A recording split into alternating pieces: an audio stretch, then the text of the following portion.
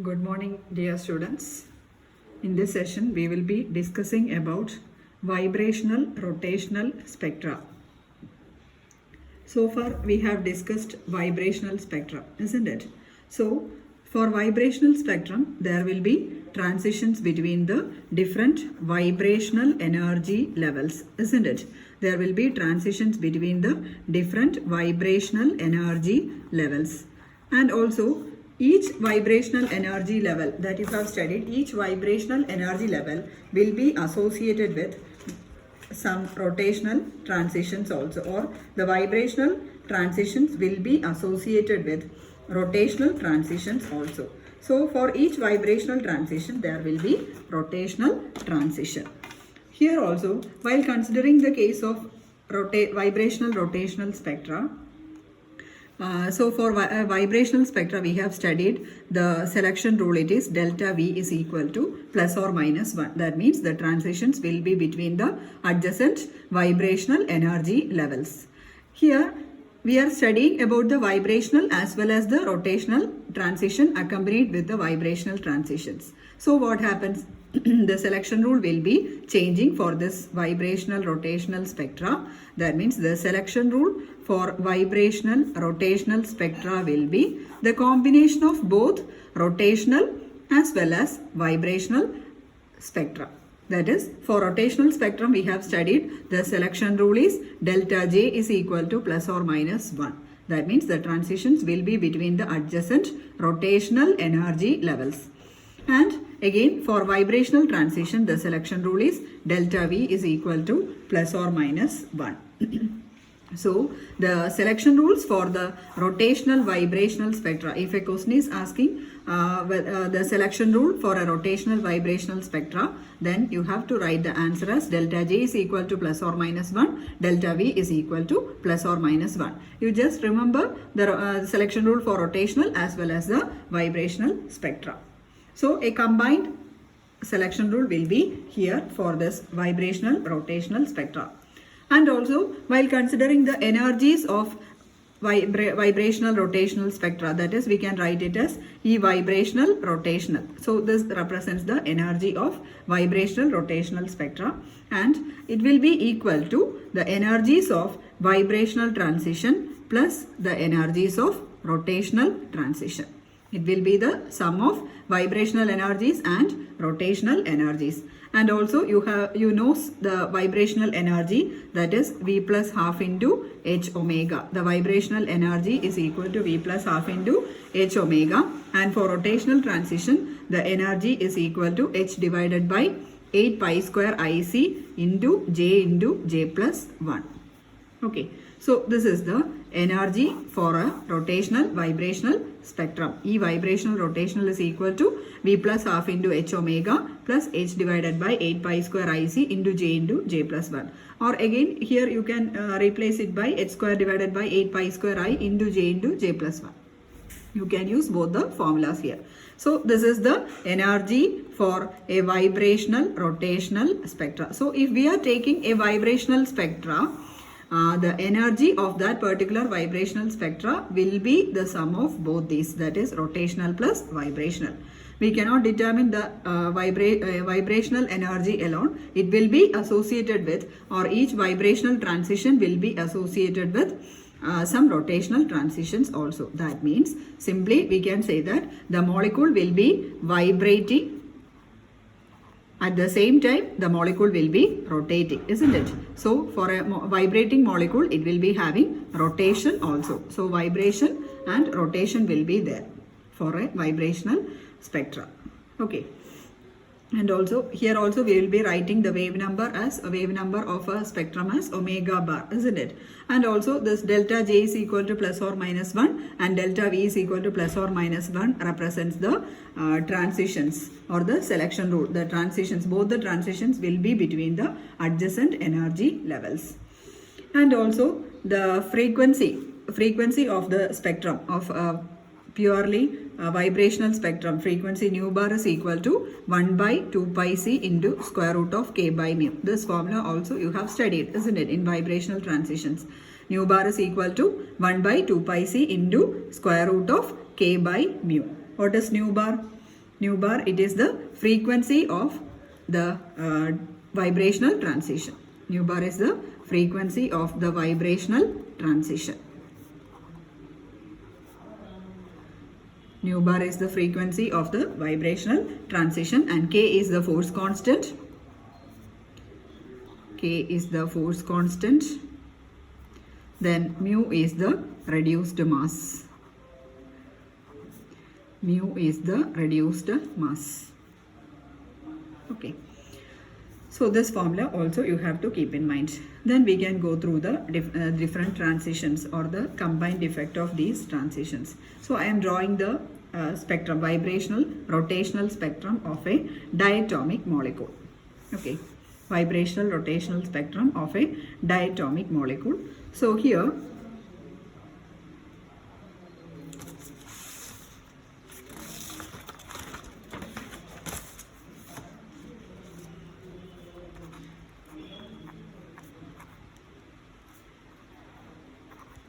vibrational rotational spectrum, vibrational rotational spectrum of a diatomic molecule. So this spectrum will be having both the transitions.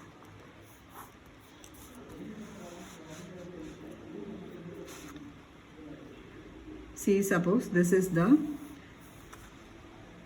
vibrational transition. So here it will be the ground state. I am representing it as J double dash. It is the ground state rotational transition. Ground state rotational transition. Then comes the next rotational energy level. J2 dash is equal to 1. Then J2 dash is equal to 2. Then J2 dash is equal to 3. Then J2 dash is equal to 4. So these vibrations will be corresponding to the transitions V dash is equal to 0. Okay, so this is the vibrational energy level, and this particular vibrational energy level, that is V dash is equal to 0, it has got so many transitions. Okay, and also then the next set of rotational lines that will be coming in V is equal to 1, isn't it? So the transition will be from V is equal to 0 to V is equal to 1. So I am drawing the next rotational energy levels, that is J dash is equal to 0, J dash is equal to 1, J dash is equal to 2, J dash is equal to 3, J dash is equal to 4. Okay, only a single prime is present. Okay, J dash is equal to 4. And also this is the set of rotational lines for the vibrational transition V is equal to 1. So here we are considering the energy. So this is the energy in the increasing order. So here the transitions will be from V dash is equal to 0 to V is equal to 1. Okay. So the first transition from J double dash is equal to 0 or J2 prime 0 to J dash is equal to 1. So the selection rule you have to remember, that is delta J is equal to plus or minus 1. Here we are considering plus 1. And also the vibrational transition, it is delta V is equal to plus or minus 1, or here we are considering it as plus 1. Okay. So the transition will be from J dash is equal to 0 to J dash is equal to 1. Okay, so delta J is equal to plus 1, and the transitions will be between the adjacent vibrational energy levels. Then the next transition from J2 dash is equal to 1 to J2 dash is equal to 2. So what about the next transition? It is from 2 to 3. Then the next from 3 to 4. Okay. So this is one set of transitions with delta J is equal to plus 1. Okay. So next case we can go through, that is delta J is equal to minus 1. Delta J is equal to minus 1, and also the selection delta V is equal to plus 1. Okay, next set. So delta J is equal to minus 1 means the transitions will be from 1 to 0. Okay, so here the transition will be from 1 to 0. So this is J2 dash is equal to 1. So this will be 1 to 0. Then the next one will be from 2 to 1. 2 to 1. Then the next one from 3 to 2. And the next one from 4 to 3. Okay, so this is another set of line, isn't it? And this lines corresponding to delta J is equal to -1 and also V is equal to 0 to 1. And also see here we can see so many spectral lines will be occurring here corresponding to these transitions, isn't it? So I am drawing the spectral lines here. I am drawing the spectral lines. For a transition from J dash is equal to 0 to J dash is equal to 1, one corresponding spectral line will be occurring. Okay. And then the next transition from J dash is equal to 1 to J dash is equal to, J2 dash is equal to 1 to J dash is equal to 2. Okay. So there also one more spectral line. Similarly, for the other transitions also from 3 to 4, from 2 to 3, one spectral line, from 4 to 3, that is this transition, one spectral line. Then the next one from 3 to 4, another spectral line. Okay, we will be getting one set of spectral lines. Similarly, here also from 1 to 0, we will be having one spectral line. Okay, then from 2 to 1, then another spectral line. Then from 3 to 2, then another spectral line. From 4 to 3, 4 to 3, another spectral line. Okay, so we will be getting so many spectral lines corresponding to the transitions. And for the transitions with delta J is equal to +1, we will be having so many spectral lines. And these spectral lines for transitions from delta J is equal to +1, that is called as the R branch. Okay, so this group of lines we can call it as the R branch. And again, the first line we can represent it as R0, R1, R2, R3. Okay, the first lines we can represent each line as, no need of R0, R1, R2, R3, R4. Okay, R1, R2, R3 and R4. The four lines we can mark it as R1, R2, R3 and R4. Similarly, for the transitions from delta J is equal to -1, we can call it as the P branch. For transitions from delta J is equal to -1, we can call it as the P branch. So this is the P branch.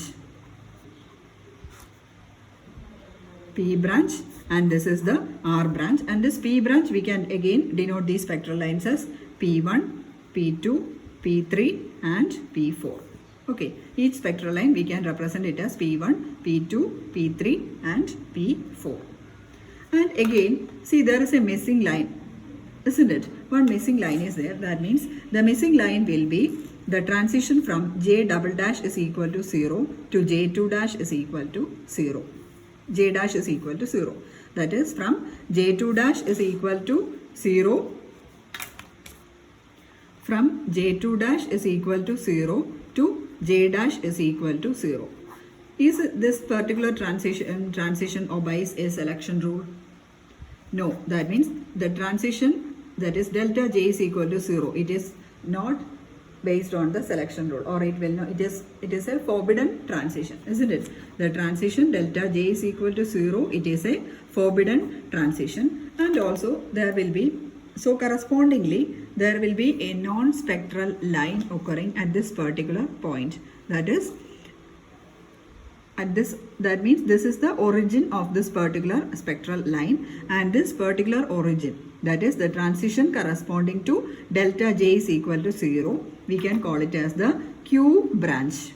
Okay, the non-existing line, the delta J is equal to 0, it corresponds to a non-existing line and it is forbidden also, and this non-existing line we can call it as the Q branch. So this corresponds to the Q branch. Delta J is equal to 0 corresponds to Q branch. So therefore you got three types of branches, isn't it? P branch, for delta j is equal to -1.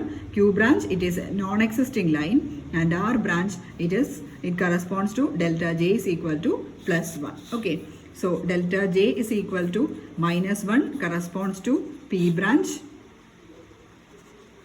Then delta j is equal to 0, which is a non-existing line. It corresponds to Q branch, and delta j is equal to +1. It corresponds to an R branch. R branch. Okay, so this is very important, the P, Q and R branches. And also, as you know, each spectral line will be separated by a distance of 2b, or the line spacing will be 2b. See, what about the distances between P1 and Q? The distance between P1 and Q will be equal to 2b. And again, between P2 and P1, the distance will be 2b. P2 and P1, the distance will be 2b. Then the distance between P1 and R1. Distance between P1 and R1 will be, that means this distance is 2b, this distance is 2b. So total it will be 4b. Okay. Then distance between R1 and R2. R1 and R2, the distance will be 2b. R1 and R2 will be 2b. Similarly, R3, R4 is 2b. R1, R3 will be 4b. R2, R4 will be 4b. Okay. Likewise, we can calculate the line spacing between the two spectral lines. Line spacing means the distance between the two lines. That is, this is the line spacing between R1 and R2. Okay. So therefore, we can calculate the line spacing of these spectral lines. Hope you are clear up to this. So you have to memorize it like this, that is PQR. In this order you have to remember PQR, and P corresponds to delta J -1, then comes 0, then +1. -1, 0, +1, PQR. Okay.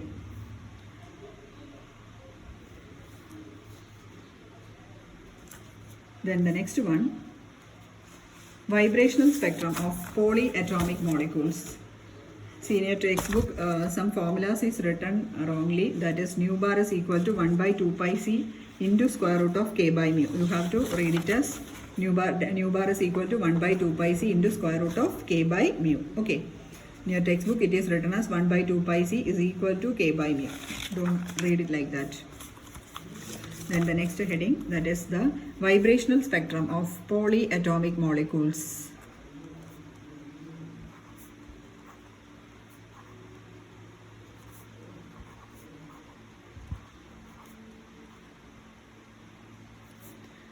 Vibrational spectrum of polyatomic molecules. So what do you mean by this polyatomic molecule?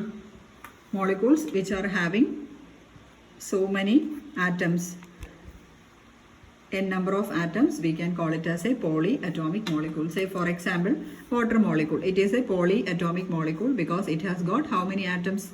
2 hydrogen atoms and 1 oxygen atom. So in total it will be having 3 atoms.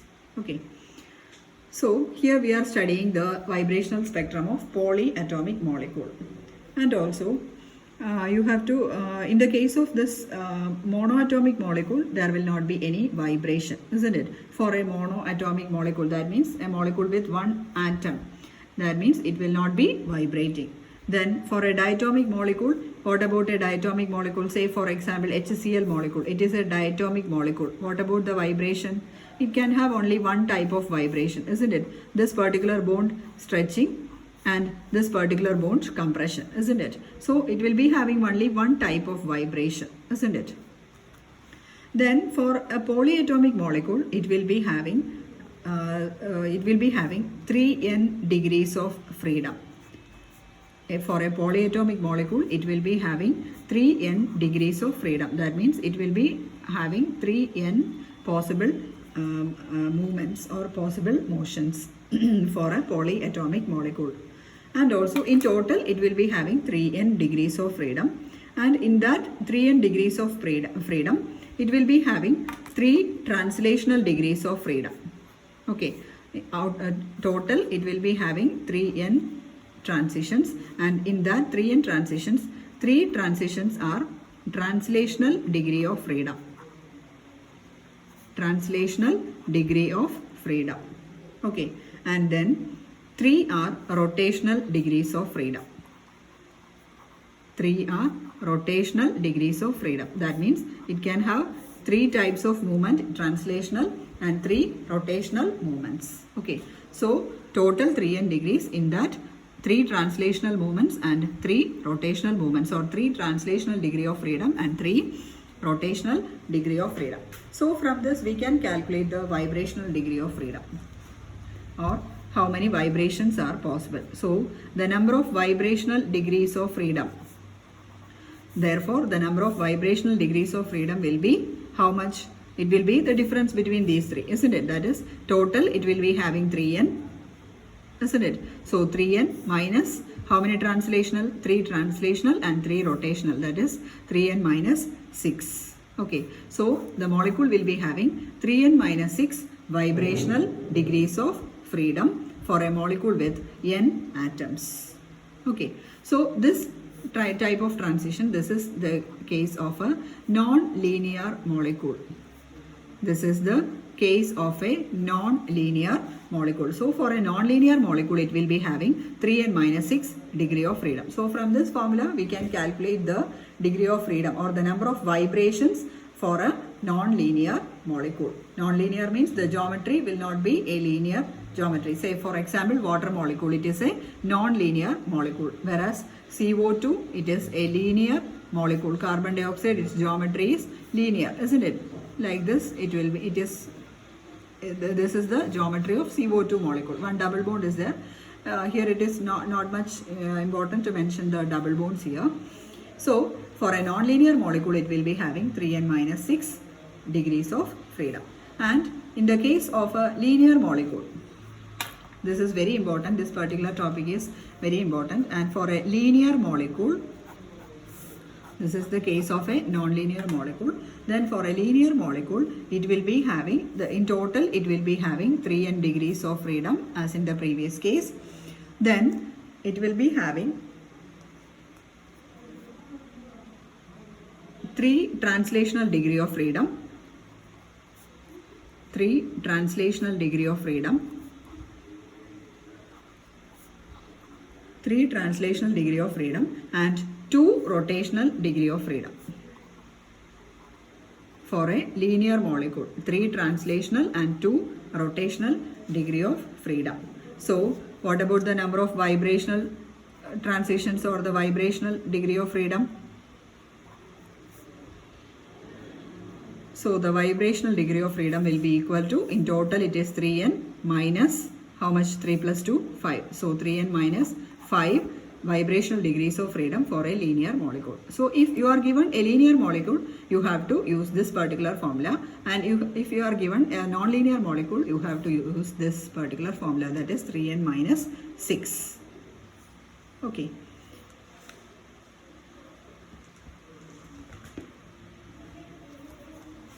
So I will be summing up this particular formula for a non-linear molecule, then for a linear molecule. For your ease of study, I am writing a table like this. Say for a non-linear molecule, in total it will be having 3n degrees of freedom, isn't it? Total 3n degrees of freedom. For a linear molecule also, it will be having 3n degrees of freedom. Then for a non-linear molecule, it will be having 3 translational degrees of freedom. Here also it is having 3 translational degrees of freedom. Then for a non-linear molecule, 3 rotational, but here only 2 rotational degree of freedom. So the vibrational degree of freedom will be 3n minus 6. Here it is 3n minus 5, the vibrational degree of freedom. So this is the summing up topic of this linear, non-linear molecule, the number of vibrational transitions. Hope you are clear up to this. Next, you have to study some of the vibrational modes of a linear molecule and a non-linear molecule. Okay. Say for example,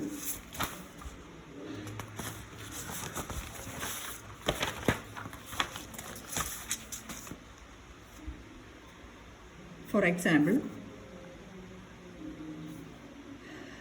first case I am writing the case of CO2 molecule, carbon dioxide molecule. What about the geometry?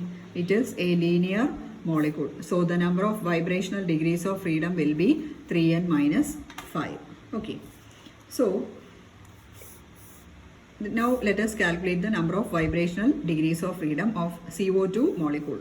See here, what about n? N represents the number of atoms present in that particular polyatomic molecule.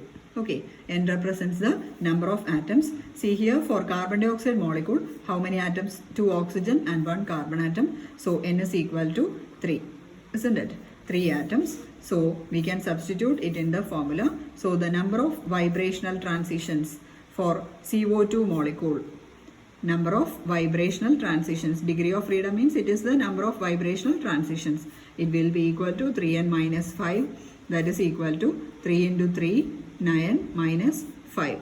That is, for CO2 molecule, it will be having 4 vibrational transitions. 4 vibrational transitions means it will be having 4 absorption bands. 4 vibrational transitions means it will be having 4 absorption bands. Okay. So this is how you have to calculate the vibrational degrees of freedom or the vibrational transitions. Now let us draw the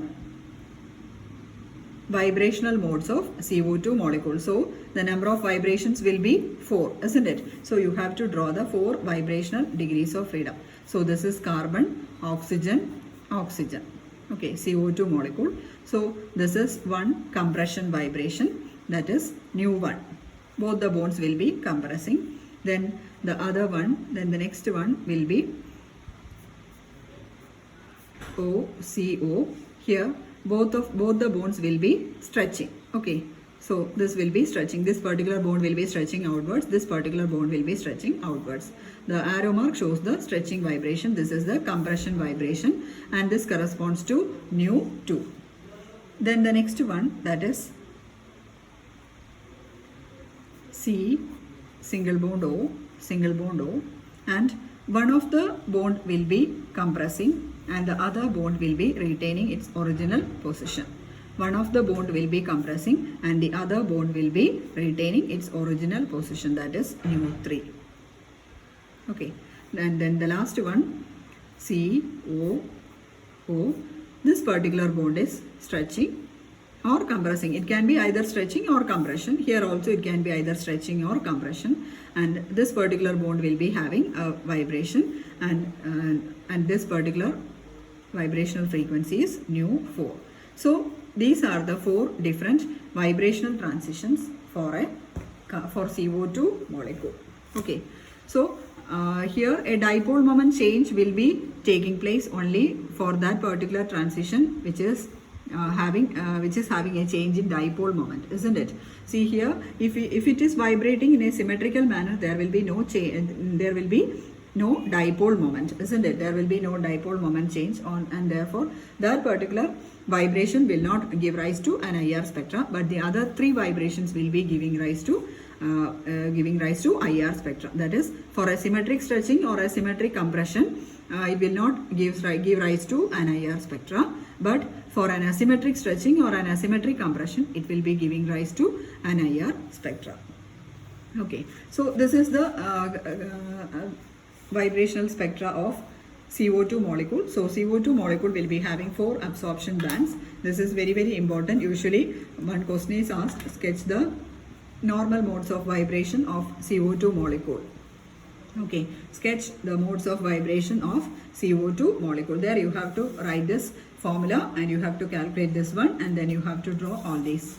So this will be asked for usually for a section C part, that is for 4-mark question it will be asked. Hope you are clear with this water molecule. Then the next, with CO2 molecule. Then the next one, that is water molecule. Second one, water molecule. And also, as you know, the geometry of water molecule, it is a non-linear geometry, not in a straight line, isn't it? It has got a non-linear geometry, and also then you have to calculate the using the formula, that is 3n minus, here the formula is 3n minus 6 degrees of freedom, vibrational degrees of freedom. So the number of vibrational transitions,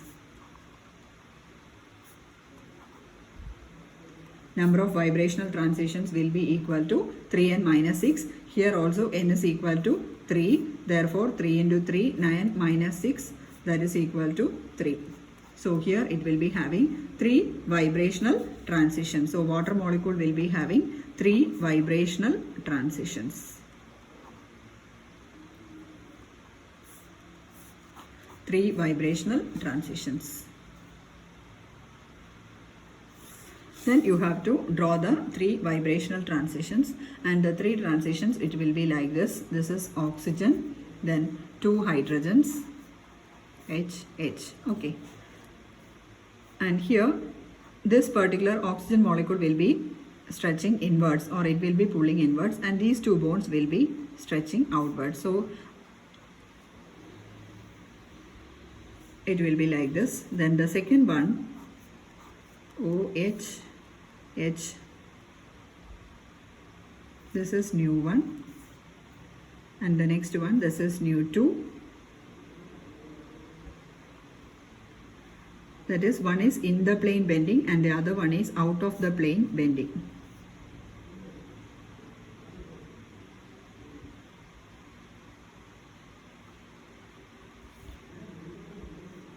Nu 2. This particular bond is elongating. Okay. Then the next vibration, that will be like this, O, H, H.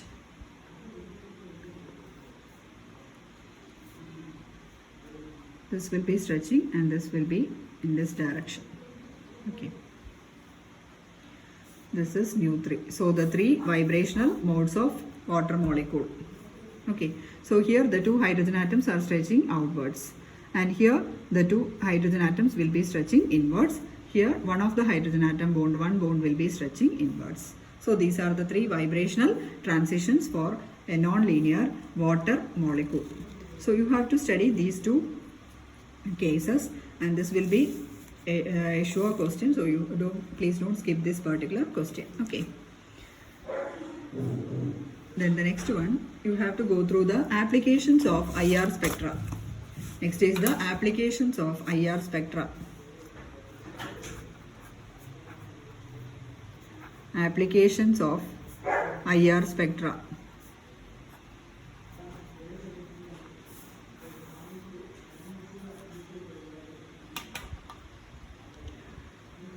So already you have written one formula, nu bar is equal to 1 by 2 pi c into square root of k by mu, isn't it? So the first application is that from this formula itself we can calculate the force constant k, isn't it? We can calculate the force constant of the bonds.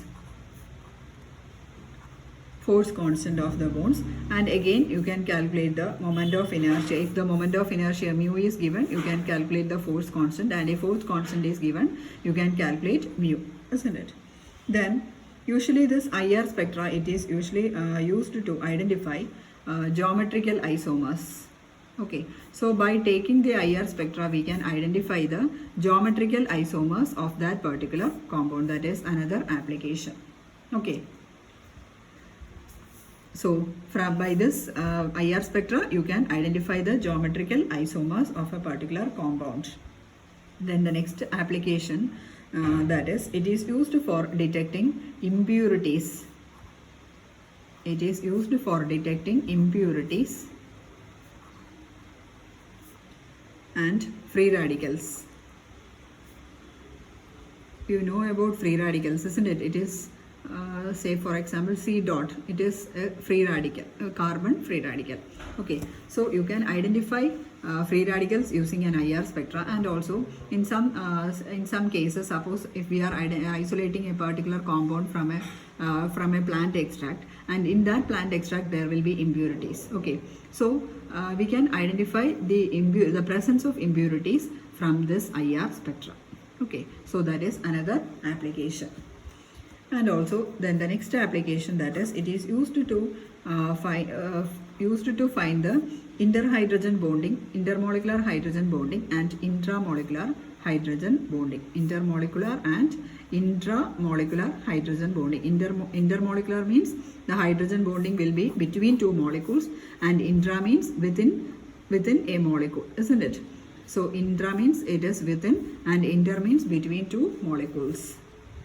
So IR spectra is used to identify the hydrogen bonding present, whether it is an inter or intramolecular hydrogen bonding. Then the last application is that it is used to study about the coordination compounds. Used in the study of coordination compounds.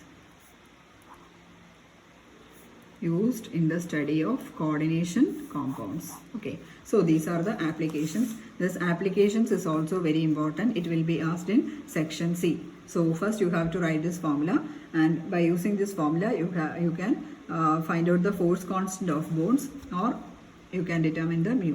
Okay, then for identifying the geometrical isomers, IR spectra is used. Then for detecting impurities and free radicals, to identify the intermolecular and intramolecular hydrogen bonding, or whether it is present in that molecule. Then it gives an information about the coordination compounds.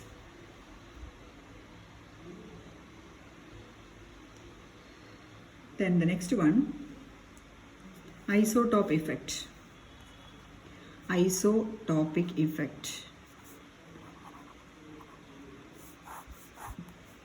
Isotopic effect means, suppose if we are taking two different molecules, that is HCl35 and HCl37.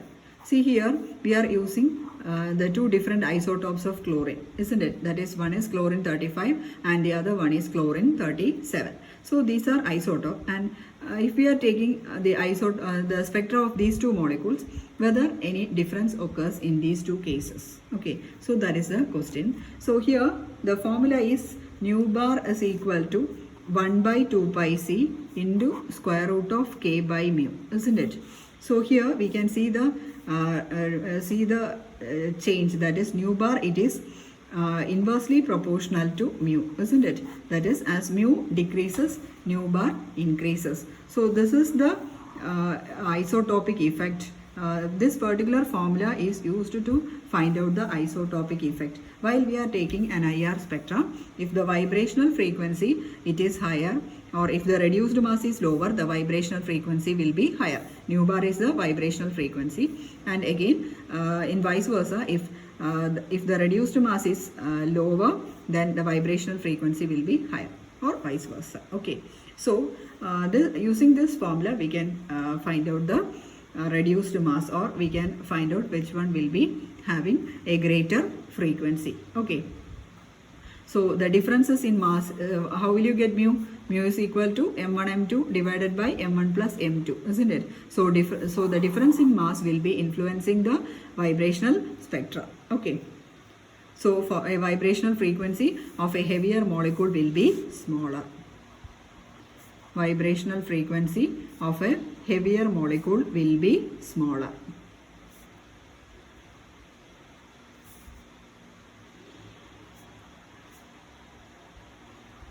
And vice versa. Okay, vibrational frequency of a heavier molecule will be smaller. So this isotopic effect is also important.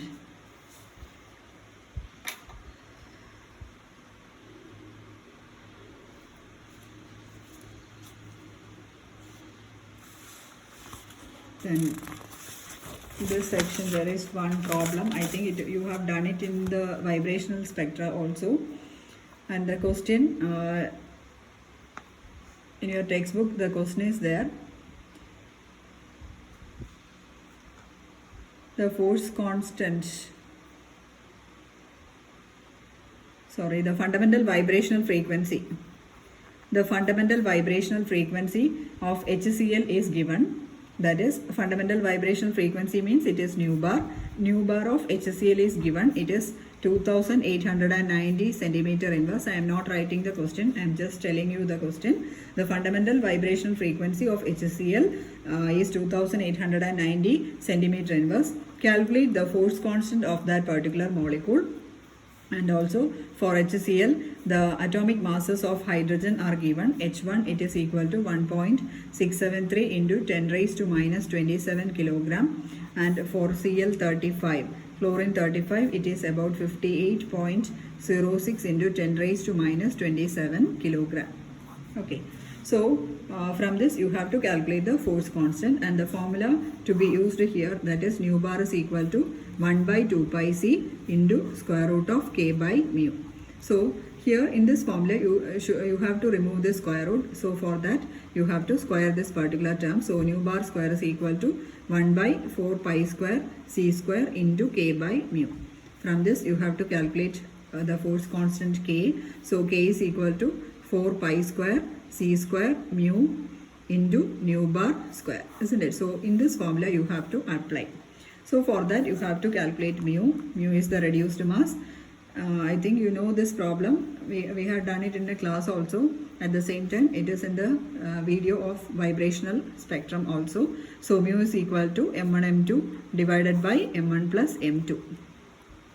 So substitute the values of mu. So it will be equal to 1.673 into 10 raised to minus 27 into 58.06 into 10 raised to minus 27 divided by m1 plus m2, that is 1.673 plus 58.06 into 10 raised to minus 27.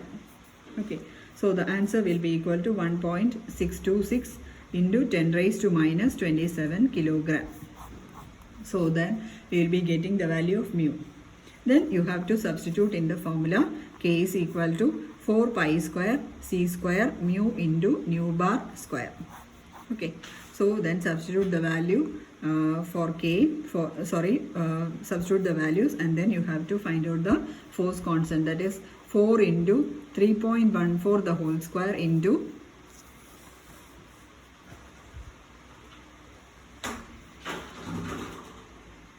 c square. What is c? C is the velocity of light, that is 3 into 10 raised to 8 meter per second. So c square into mu you have got here, that is 1.626 into 10 raised to minus 27 into nu bar square. Nu bar it is 2890 centimeter inverse. So 2890 the whole square. Okay. Then you have to calculate the value, and the answer will be equal to 4.82 Newton per meter. You have to multiply these terms, and the answer will be 4.82 Newton per meter. Similarly, you have to do the problems given in your textbook also. Please do the problems. It will be asked. This problem is also very, very important. So you have to work out this problem. You just use a simple formula for calculating this particular problem. Okay. Thank you.